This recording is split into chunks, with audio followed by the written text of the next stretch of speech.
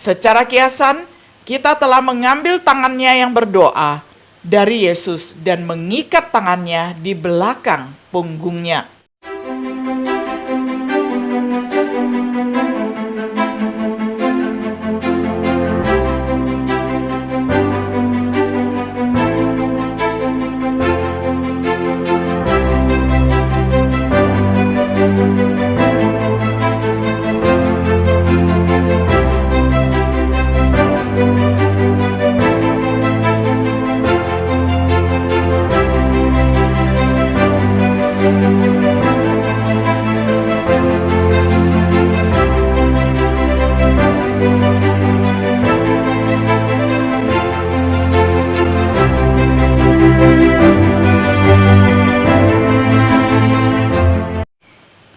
Shalom, sahabat Biblika yang dikasihi oleh Tuhan. Sungguh senang kita dapat berjumpa kembali di dalam acara Refleksi Sahabat Biblika. Pada hari ini kita tiba pada episode yang ke-83 di dalam serial pembahasan kitab Injil Markus dengan tema Mengikat Tangan Yesus. Kita akan membaca firman Tuhan bersama-sama dari Markus pasal 15 ayat 1. Saya bacakan untuk kita semuanya di dalam terjemahan sederhana Indonesia. Pagi-pagi sekali, semua sidang mahkamah agama, yaitu imam-imam kepala, pemimpin-pemimpin Yahudi, dan ahli-ahli Taurat, mengatur rencana untuk membunuh Yesus dengan cara memperalat pejabat-pejabat pemerintah Roma. Lalu mereka mengikat dan membawa dia untuk diserahkan kepada Gubernur Pilatus. Sampai sedemikian jauh pembacaan firman Tuhan dari Markus 15 ayat 1. Sahabat Biblika yang dikasihi oleh Tuhan, dalam Markus 15 ayat 1 yang sudah kita baca, kita diberitahu bahwa musuh-musuh Yesus mengikat dia dan membawanya kepada Pilatus. Saat kita membaca ayat ini, hati kita mudah diliputi kesedihan dan bahkan dengan sentuhan kemarahan yang benar untuk kerumunan tersebut yang mengikat Yesus sedemikian rupa. Namun, ada beberapa orang hari ini yang bersalah karena mengikat tangan Yesus secara kiasan. Untuk melihat lebih jelas, mari perhatikan beberapa dari berbagai cara kita bisa bersalah dari mengikat tangan Yesus hari ini. Yang pertama, dengan menolak menaati Injil. Yesus mengulurkan tangannya dan mati untuk dosa kita. Hari ini, melalui Injilnya, dia meminta semua orang untuk mengambil keuntungan dari penderitaannya, menggantikan kita di atas kayu salib. Dia tidak ingin kita menderita karena kesalahan dari dosa-dosa kita sendiri. Sebenarnya, undangannya yang lemah lembut dari Matius 11 ayat 28 sampai 30 masih ditawarkan hari ini kepada kita semua. Marilah kepadaku semua yang letih lesu dan berbeban berat. Aku akan memberi kelegaan kepadamu. Tetapi ketika seseorang menolak Injil, tangan Yesus terikat. Tidak mungkin orang seperti itu dapat menerima manfaat dari kematian Yesus. Baginya, kematian Yesus adalah sia-sia. Apakah itu adalah saudara? Jika kita tidak menaati Injil, lalu dia berkata kepada mereka, "Pergilah ke seluruh dunia. Beritakanlah kabar baik kepada semua orang. Orang yang tidak mau percaya kepadaku akan dihukum, tetapi orang yang percaya dan dibaptis akan diselamatkan." Markus 16 ayat 15 sampai 16. Petrus menjawab, "Hendaklah kalian masing-masing bertobat dan dibaptis sebagai pengikut Kristus Yesus. Dengan berbuat begitu, dosa-dosamu diampuni, dan kamu akan menerima Roh Kudus." Kisah Para Rasul 2 ayat 38. Pada waktu itu juga dia akan memberikan perasaan lega kepada kalian yang sedang menderita, dan begitu juga kepada kami. Hal itu akan terjadi pada waktu Tuhan Yesus datang kembali dari surga dan menampakkan dirinya lagi kepada dunia ini. Pada waktu itu, para malaikatnya dengan kuasa yang hebat akan menyertai dia, dan semua orang yang tidak mengenal Allah dan yang tidak mau taat kepada kabar baik tentang penguasa kita, Yesus akan dihukumnya dengan api yang menyala-nyala. Mereka akan dihukum selama-lamanya di tempat yang jauh dari hadapan Tuhan. Dan untuk selama-lamanya mereka tidak boleh menikmati kemuliaan Allah dan segala kuasanya. 2 Tesalonika 1 ayat 7-9. Tetapi bahkan mereka yang mematuhi Injil dapat bersalah karena mengikat tangan Yesus. Bagaimana itu bisa terjadi? Yang kedua, dengan menolak diubahkan. Kehendak Kristus adalah bahwa kita berubah. Transformasi ini melibatkan pembaruan pikiran. Tetapi bukan seperti itu cara hidup yang sudah kalian pelajari pada waktu pertama kali kalian mengenal Kristus. Tentu saja, kalian sudah mendengar tentang Dia dan belajar tentang persatuan dengan Dia, sesuai dengan ajaran benar yang kita terima dari Dia. Jadi setiap kalian sudah diajar untuk meninggalkan sifat-sifat hidupmu yang lama. Hidup lama itu harus dibuang seperti baju lama yang dibuang. Kelakuan lama itu semakin buruk karena dipimpin oleh hawa nafsu yang gampang menipu kita. Karena itu, biarlah hati dan pikiranmu diperbaharui oleh Roh. Sebagaimana kamu memakai baju baru, begitulah hendaknya seluruh hidupmu menjadi baru. Karena kamu sudah diciptakan menjadi manusia baru yang semakin mencerminkan sifat-sifat Allah. Berarti kamu akan sungguh-sungguh hidup suci dan benar di hadapannya. Efesus 4 ayat 20-24. Melalui belajar dan merenungkan firman Tuhan. Karena itu lepaskanlah dirimu dari segala macam kejahatan. Jangan kalian berbohong. Jangan berpura-pura bahwa kamu lebih baik dari orang lain. Jangan iri hati dan jangan membicarakan tentang kesalahan orang lain.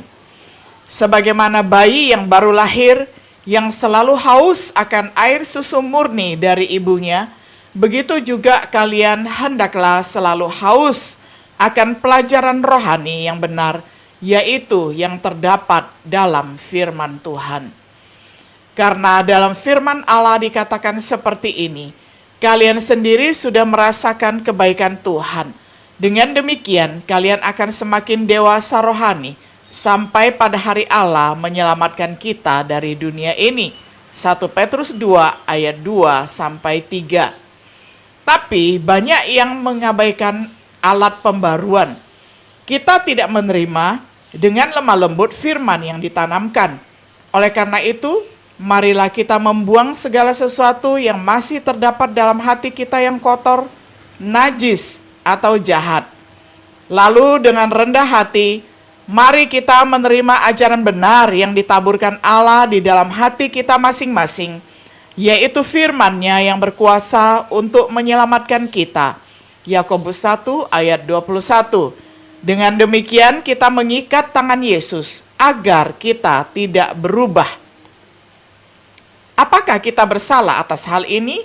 Ya, jika kita lalai mempelajari Alkitab sendiri, jika kita gagal memanfaatkan kesempatan untuk belajar bersama dengan orang lain, mengabaikan kuasa transformasi firman Tuhan, dan kita sama saja bersalah karena mengikat tangan Yesus, seperti halnya mereka yang membawanya kepada Pilatus. Kita juga bisa mengikat tangan Yesus. Yang ketiga, dengan menolak untuk berdoa. Yesus telah menjadi imam besar kita. Dia menjadi manusia untuk tujuan ini. Oleh karena itulah Yesus harus menjadi manusia sama seperti kita, saudara-saudaranya dalam segala hal.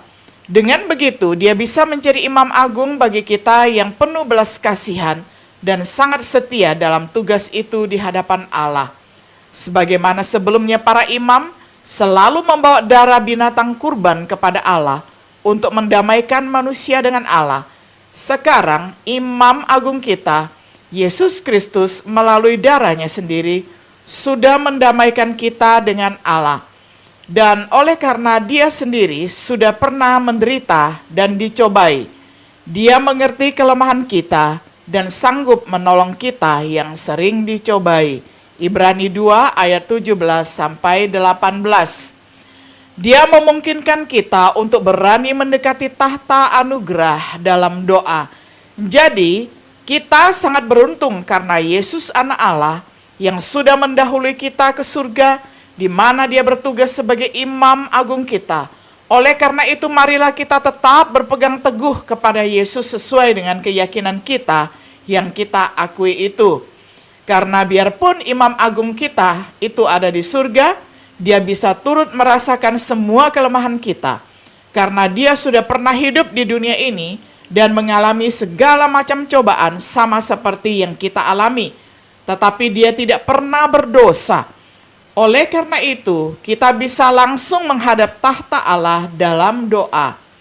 Dan biarlah kita datang tanpa rasa takut, karena imam agung kita sudah berada di samping tahtanya itu, di mana kita akan diterima dengan kebaikan hati Allah. Dengan begitu, kapanpun kita perlu pertolongan, Allah akan mengasihani dan menunjukkan kebaikan hatinya kepada kita. Ibrani 4 ayat 14 sampai 16. Sebagai imam besar kita, dia mampu menyelamatkan mereka yang datang kepada Tuhan melalui dia. Oleh karena itu, Yesus bisa menyelamatkan dengan sempurna setiap kita yang datang kepada Allah melalui dia. Karena selamanya dia hidup dan selalu siap sedia memohon pertolongan bagi kita kepada Allah. Ibrani 7 ayat 25. Dia selalu hidup untuk menjadi syafaat bagi kita. Ketika kita tidak berdoa sebagaimana seharusnya, Yesus tidak bisa menjadi imam besar kita, pendoa syafaat kita. Secara kiasan, kita telah mengambil tangannya yang berdoa dari Yesus dan mengikat tangannya di belakang punggungnya. Apakah kita melakukan hal ini? Jika demikian, sungguh seperti sebuah parodi. Karena inilah Yesus, orang yang hidup untuk bersyafaat bagi kita. Tetapi ada orang yang tidak bisa karena kita mencegah dia melakukannya dengan cara kita gagal berdoa. Cara lain untuk bersalah karena mengikat tangan Yesus. Yang kelima, dengan menolak membagikan Injil kepada yang terhilang. Murid adalah tangan Yesus untuk membawa Injil kepada yang terhilang. Perhatikan Matius 28 ayat 19 sampai 20, Markus 16 ayat 15 sampai 16, 1 Petrus 2 ayat 9. Dalam setiap kasus pertobatan yang dicatat di dalam Kisah Para Rasul, Yesus menggunakan murid untuk menyampaikan kabar baik. Yesus bekerja dengan cara yang sama hari ini. Sampai tingkat kita menyimpan kabar baik untuk diri sendiri, kita telah mengikat tangan Yesus sekali lagi. Kita menghalangi Yesus untuk memberitahu orang lain tentang kasih karunia-Nya yang menakjubkan. Apakah kita mengikat tangan Yesus seperti ini? Setiap hari, jiwa yang tak terhitung jumlahnya mati tanpa harapan hidup yang kekal. Ini tidak perlu terjadi jika ada lebih banyak orang yang melakukan pemberitaan Injil untuk menjadi perhatian utama dalam hidup mereka.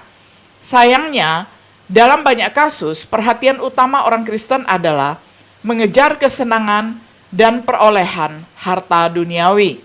Kesimpulan, ya, seseorang tidak harus secara harafiah mengikat tangan Yesus untuk menjadi bersalah atas pelanggaran yang sama, seperti yang kita baca di dalam Markus 15 ayat 1. Seperti yang kita telah lihat, ada banyak cara lain juga. Mengapa tidak hari ini? Putuskan untuk melepaskan tangan Yesus agar di dalam kita dan melalui kita dia dapat mencapai kehendak penuhnya untuk menyelamatkan kita, untuk mengubah kita, untuk memakai kita. Ada sebuah syair yang sangat bagus yang ditulis oleh Annie Johnson Flynn.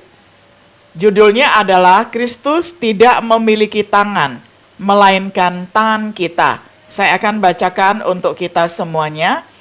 Kristus tidak memiliki tangan selain tangan kita untuk melakukan pekerjaannya hari ini. Dia tidak memiliki kaki selain kaki kita untuk memimpin orang di jalannya.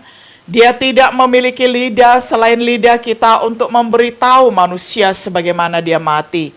Dia tidak memiliki bantuan selain bantuan kita untuk membawa mereka ke sisinya. Kita adalah satu-satunya Alkitab yang akan dibaca oleh dunia yang ceroboh. Kita adalah Injil orang berdosa.